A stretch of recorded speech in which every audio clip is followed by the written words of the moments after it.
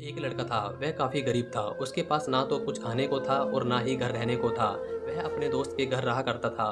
उसने एक छोटी-सी कंपनी में पेंटिंग का काम शुरू किया था। धीरे-धीरे उसके पास काफ़ी पैसे भी हो गए। बाद में वह काफ़ी धनी भी बन गया। लेकिन अभी भी उसके अंदर कुछ कमी का एहसास होता था। जब वह छोटा था, तभी उसके माता-पिता इस दुनिया से चले गए थे। उसने कभी प्रेम को भी नहीं जाना था। एक दिन जब वह अपने किसी काम से बाहर गया था, तो उसे एक लड़की दिखी, जो कि काफ़ी अच्छी और खूबसूरत थी। उसको देखते ही उस लड़की को उस लड़के से प्रेम हो गया। वह काफ़ी देर तक उस लड़के को देखती रही। कुछ देर बाद वह लड़की वहाँ से चली गई। कुछ दिनों तक वह लड़का उस लड़की को खोजता रहा, लेकिन वह लड़की ना मिली।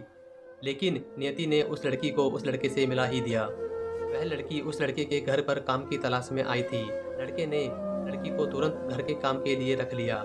जब वह लड़की उस लड़के से मिलने आई थी, तो उस समय इस लड़के ने कुछ शब्द भी साफ से नहीं बोल पा रहा था, जिससे लड़की को लगा कि यह लड़का गूंगा है। लड़का भी जान गया था कि यह लड़की मुझे गूंगा समझती है। इसके साथ ही साथ यह लड़की भी समझ गई थी कि यह लड़का इस घर का नौकर है, ना कि मालिक है। अब जब भी यह लड़का उस लड़की के पास जाता, तो गूंगा बन जाता। धीरे-धीरे वह लड़की इस लड़के पर काफ़ी रहम खाने लगी। अब उस लड़की को इस लड़के की लाचारी पर प्यार होने लगा। लेकिन फिर वह लड़की एक बात से डर के पीछे हट जाती थी। इस लड़की के माता-पिता भी बचपन में मर चुके थे। इस लड़की को इसके चाचा ने पाला था और वह चाहता था कि वह जब तक ज़िंदा रहे, यह लड़की खाने और पीने का पैसा दे। लड़की का प्रेम हद से भी बाहर जाने लगा। लड़के के एक हाँसी पर भी लड़की दौड़े उस लड़के के पास पहुँच जाती थी। अब लड़का भी समझ गया कि इस लड़की को मुझसे प्रेम हो गया है।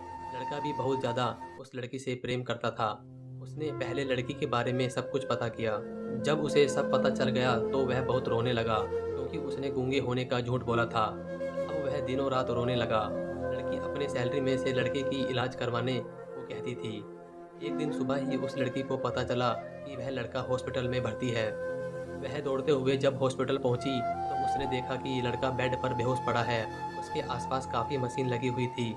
जब लड़की डॉक्टर के पास पहुंची, तो वहां पर डॉक्टर ने उसे बताया कि लड़का अब कुछ बोल नहीं सकता। उसने अपनी जीभ काटने की कोशिश की है। इसके साथ ही उस डॉक्टर ने उस लड़की को एक पत्र दिया। उस पत्र में लिखा था, मैं एक काफ़ी धनी लड़का हूँ। जिस घर में तुम काम करती हो, उस घर का मालिक मैं ही हूँ। लेकिन इसके साथ ही मैंने तुमसे एक बहुत बड़ा झूठ बोला है कि मैं एक गूंगा हूँ।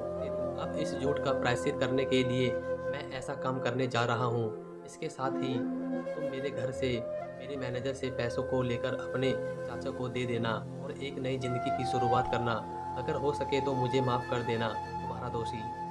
इस पत्र को पढ़ने के बाद उस लड़की की आंखों में आंसू भर आए। वह दौड़ते हुए मंदिर गई। उसने भगवान के सामने कसम खाई, जब तक वह लड़का बोलने नहीं लग जाता, तब तक मैं खाना नहीं खाऊंगी, भले ही मैं मर क्यों ना जाऊं। इधर डॉक्टर भी उस लड़के की इलाज कर रहे थे। ईश्वर ने दोनों के मन की बात कबूल कर ली और अब लड़का बोलने लगा, लेकिन वह अपनी याददाश्त खो चुका था। अब उसे कुछ भी याद नहीं था। अब इसके बाद लड़की ने उसकी याददाश्त के लिए काफ़ी कुछ किया, लेकिन याददाश्त ना आ सकी। अगर प्रेम की नींव को झूठ पर रखा जाए, तो वह गिर ही जाती है।